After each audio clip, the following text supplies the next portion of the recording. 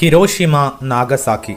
മാനവരാശിയെ സംബന്ധിച്ച് ഈ രണ്ടു പേരുകളും ഓഗസ്റ്റ് 6, 9 തീയതികളും എന്നും ഒരു വലിയ ദുർവിധിയുടെ ഓർമ്മപ്പെടുത്തലാണ്. യുദ്ധമെന്ന മഹാവിപത്തിന്റെ പേടിപ്പെടുത്തുന്ന നേർ സാക്ഷ്യങ്ങളാണിവ. മറ്റൊരു ലോകയുദ്ധത്തിനു കൂടി ലോകരാജ്യങ്ങൾ മുന്നിട്ടിറങ്ങാതിരിക്കുന്നത് ഇനിയും മായാത്ത ഈ ദുരന്ത ചിത്രങ്ങളായി നാഗസാക്കിയും ഹിരോഷിമയും ഉള്ളതുകൊണ്ട് മാത്രമാണ്. ചരിത്രത്തിൽ ഘടികാരം നിലച്ച സമയങ്ങളായിരുന്നു അവ. ഇന്നത്തെ വീഡിയോയിൽ നമ്മൾ വിശകലനം ചെയ്യുന്നത് ഹിരോഷിമ, നാഗസാക്കി ദിനങ്ങളിൽ ചോദിക്കാനിടയുള്ള ക്വിസ് മത്സരങ്ങളിലെ കുറച്ച് ചോദ്യങ്ങളും ഉത്തരങ്ങളുമാണ്. നമ്മൾ നേരെ വീഡിയോയിലേക്ക് പോകുന്നു.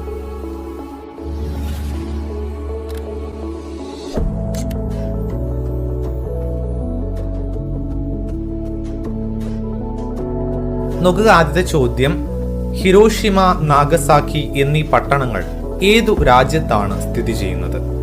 ഹിരോഷിമ, നാഗസാക്കി നമ്മൾ പരിചയപ്പെട്ടു. ഈ ഒരു പട്ടണങ്ങൾ ഏത് രാജ്യത്താണ് സ്ഥിതി ചെയ്യുന്നത്? ഉത്തരം ജപ്പാൻ.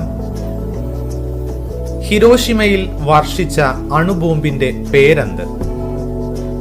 ഓർത്തുവെക്കുക, ഹിരോഷിമയിലും നാഗസാക്കിയിലും പതിച്ച അണുബോംബിന്റെ പേര് വ്യത്യസ്തമാണ്. ഇവിടെ ചോദിച്ചിട്ടുള്ളത് കൃത്യമായി ഓർത്തുവെക്കുക, ഹിരോഷിമയിൽ വർഷിച്ച അണുബോംബിന്റെ പേരെന്ത്? ഉത്തരം ലിറ്റിൽ ബോയ്. അടുത്ത ചോദ്യം, ഹിരോഷിമയിൽ ബോംബിട്ട അമേരിക്കൻ വൈമാനികൻ ആരായിരുന്നു? ആ വിമാനത്തിലെ പൈലറ്റ് ആരായിരുന്നു എന്നാണ് ചോദ്യം. ഹിരോഷിമയിൽ ബോംബിട്ട അമേരിക്കൻ വൈമാനികൻ. ഉത്തരം പോൾ ടിബറ്റ്സ്. ഓക്കെ, ഓർത്തു വയ്ക്കുക, പോൾ ടിബറ്റ്സ്. നമ്മൾ അടുത്ത ചോദ്യത്തിലേക്ക് പോകും. അമേരിക്ക ജപ്പാനിൽ അണുബോംബ് വർഷിച്ച കൊല്ലം. അമേരിക്ക ജപ്പാനിൽ അണുബോംബ് വർഷിച്ച വർഷമേത്? ഉത്തരം 1945. ഓക്കെ, 1945 ആ ഒരു സംഭവം. ഓക്കെ, നാഗസാക്കിയിൽ ബോംബ് വർഷിച്ച അമേരിക്കൻ വൈമാനികൻ ആരാണ്? മാറിപ്പോകരുത്, നാഗസാക്കിയിൽ ബോംബ് വർഷിച്ച അമേരിക്കൻ വൈമാനികൻ പൈലറ്റ്. ഉത്തരം ചാൾസ് സ്വീനി. ഓർത്തു വയ്ക്കുക, ചാൾസ് സ്വീനി. നമ്മൾ അടുത്ത ചോദ്യത്തിലേക്ക് പോകുന്നു. ഹിരോഷിമയിൽ ബോംബിടാൻ ഉപയോഗിച്ച വിമാനമേത്? ഹിരോഷിമയിൽ ബോംബിടാൻ ഉപയോഗിച്ച വിമാനമേത്? ഉത്തരം എനോലാഗെ. ഓക്കെ, ഓർത്തു വയ്ക്കുക, എനോലാഗെ. ഓക്കെ, കാർഗിൽ യുദ്ധം നടന്ന വർഷമേത്? കാർഗിൽ യുദ്ധം നടന്ന വർഷമേത്? ഉത്തരം 1999. കാർഗിൽ ഏത് സംസ്ഥാനത്താണ് സ്ഥിതി ചെയ്യുന്നത്? കാർഗിൽ ഏത് സംസ്ഥാനത്താണ് സ്ഥിതി ചെയ്യുന്നത്? ഉത്തരം ജമ്മു കാശ്മീർ. മഹാഭാരത യുദ്ധം ആരൊക്കെ തമ്മിലായിരുന്നു? മഹാഭാരത യുദ്ധം ആരൊക്കെ തമ്മിലായിരുന്നു? ഉത്തരം കൗരവരും പാണ്ഡവരും തമ്മിൽ. ഐക്യരാഷ്ട്ര ദിനമായി ആചരിക്കുന്ന ദിവസം എന്ന്? ഐക്യരാഷ്ട്ര ദിനമായി ആചരിക്കുന്ന ദിവസം എന്ന്? ഉത്തരം ഒക്ടോബർ 24. ഇന്ത്യ ആണവ പരീക്ഷണം നടത്തിയ പൊക്രാൻ ഏത് സംസ്ഥാനത്താണ് സ്ഥിതി ചെയ്യുന്നത്? ഓക്കെ, അതുമായി ബന്ധപ്പെട്ട് ചോദിക്കാവുന്ന ചോദ്യങ്ങളാണ്. ഇന്ത്യ ആണവ പരീക്ഷണം നടത്തിയ പൊക്രാൻ ഏത് സംസ്ഥാനത്താണ് സ്ഥിതി ചെയ്യുന്നത്? ഉത്തരം രാജസ്ഥാൻ. നാഗസാക്കിയിൽ അമേരിക്ക വർഷിച്ച ബോംബിന്റെ പേര് എന്താണ്? നാഗസാക്കിയിൽ അമേരിക്ക വർഷിച്ച ബോംബിന്റെ പേര് എന്താണ്? ഇതും വളരെ പ്രധാനപ്പെട്ട ഒരു ചോദ്യമാണ്. ഉത്തരം ഫാറ്റ്മാൻ.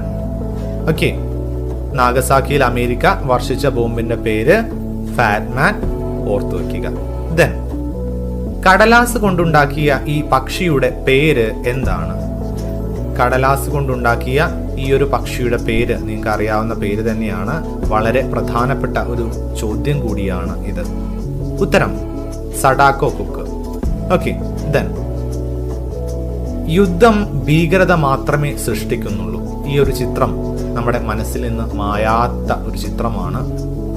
പ്രശസ്തമായ ഈ ചിത്രം ഏത് യുദ്ധവുമായി ബന്ധപ്പെട്ടതാണ്? പ്രശസ്തമായ ഈ ചിത്രം ഏത് യുദ്ധവുമായി ബന്ധപ്പെട്ടതാണ്? ഉത്തരം വിയറ്റ്നാം യുദ്ധം. ദെൻ സമാധാനത്തിന്റെ പ്രതീകമായ പക്ഷി എന്നറിയപ്പെടുന്ന പക്ഷി ഏത്? സമാധാനത്തിന്റെ പ്രതീകമായ പക്ഷി ഏതാണ്? ഉത്തരം വെള്ളരിപ്രാവ്. ദെൻ ഈ കുട്ടിയുടെ ഡയറി കുറിപ്പുകൾ ലോക പ്രശസ്തമാണ്. കുട്ടിയുടെ പേരെന്താണ്? ഓക്കെ, ഈ ഒരു കുട്ടിയുടെ പേര് എന്താണ്? അവരുടെ പേരിന് തുടങ്ങിയിട്ടാണ് ആ ഒരു ഡയറി കുറിപ്പുകൾ. ഓർത്തു വയ്ക്കുക. ഉത്തരം ആൻ ഫ്രാങ്കിന്റെ ഡയറി കുറിപ്പുകൾ. ഓക്കെ, ആൻ ഫ്രാങ്ക് ആണ് ആ ഒരു കുട്ടി. ദെൻ ആദ്യമായി അണുബോംബ് ഉപയോഗിച്ച യുദ്ധം ഏത്? ആദ്യമായി അണുബോംബ് ഉപയോഗിച്ച യുദ്ധം ഏത്? ഉത്തരം രണ്ടാം ലോക മഹായുദ്ധം. ദെൻ ദ ഗ്രേറ്റ് ഡിക്റ്റേറ്റർ എന്ന സിനിമയുടെ ശില്പി ആരാണ്? ദ ഗ്രേറ്റ് ഡിക്റ്റേറ്റർ എന്ന സിനിമയുടെ ശില്പി ആരാണ്? ഉത്തരം ചാർലി ചാപ്ലിൻ. ലോക സമാധാനത്തിനായി രൂപം കൊണ്ട സംഘടനയുടെ ലോഗോ ആണിത്. ഈ ഒരു സംഘടന ഏതാണ്? ഉത്തരം ഐക്യരാഷ്ട്ര സംഘടന. ദെൻ യുദ്ധവും സമാധാനവും എന്ന കൃതി ആരുടേതാണ്? യുദ്ധവും സമാധാനവും എന്ന കൃതി ആരുടേതാണ്? ഉത്തരം Leo Tolstoy. War and peace, written by Leo Tolstoy. Okay, then നമ്മൾ ഈ ഒരു വീഡിയോ അവസാനിപ്പിക്കുകയാണ്. യുദ്ധം സർവവും നശിപ്പിക്കും. വീണ്ടും മറ്റൊരു വ്യത്യസ്തമായ വീഡിയോയുമായി വീണ്ടും കണ്ടുമുട്ടാം. വീഡിയോ ഇഷ്ടമായെങ്കിൽ മറ്റുള്ള ആളുകളിലേക്ക് നിങ്ങൾ ഈ ഒരു വീഡിയോ ഷെയർ ചെയ്യുക. വീഡിയോ ശ്രവിച്ച എല്ലാവർക്കും നന്ദി, നമസ്കാരം.